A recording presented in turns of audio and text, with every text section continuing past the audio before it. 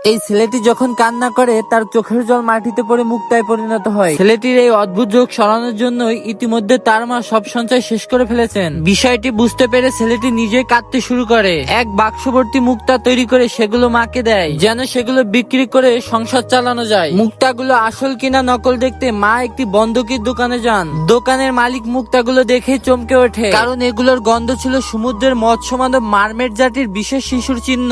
এরপর সে সরাসরি 5 লক্ষ টাকার প্রস্তাব দেয়। মহিলা ভয় পেয়ে তাড়াতাড়ি টাকা নিয়ে সেখান থেকে পালিয়ে যায়। অন্যদিকে দোকানদার সঙ্গে সঙ্গে মৎস্য মানবকে খবর দেয়, আসলে তারা সবাই মৎস্য মানব জাতির সদস্য।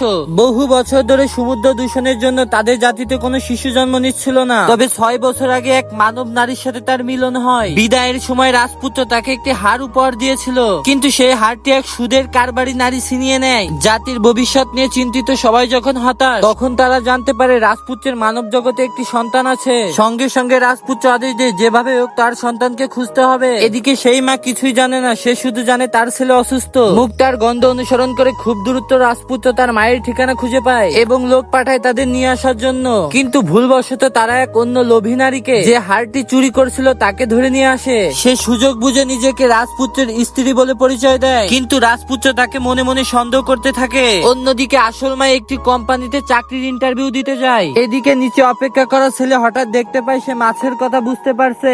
ছেলেটি ভয় পেয়ে মায়ের কাছে দৌড়ে চলে যায়। এই অবাক করা দৃশ্যটি রাজপুত্র দেখে ফেলে এবং রাজপুত্র তার সন্তানের গন্ধ পেয়ে তাকে খুঁজতে থাকে। অন্যদিকে ভয় স্ত্রী সত্য গোপন করতে ইন্টারভিউ রুমে ঢুকে পড়ে। নিজের ক্ষমতা দেখিয়ে আসল মাকে অপমান করে, এমনকি তার কাজের কাগজ ছিঁড়ে ফেলে। আরো ভয়ঙ্কর ভাবে বৈদ্যুতিক শব্দ যন্ত্র দিয়ে তাদেরকে আঘাত করতে যায়। ঠিক তখনই সেখানে রাজপুত্র উপস্থিত হয় এবং দেখে ভয়ে কাঁদতে থাকা ছেলের চোখের জল মুক্তায় পরিণত হয়েছে।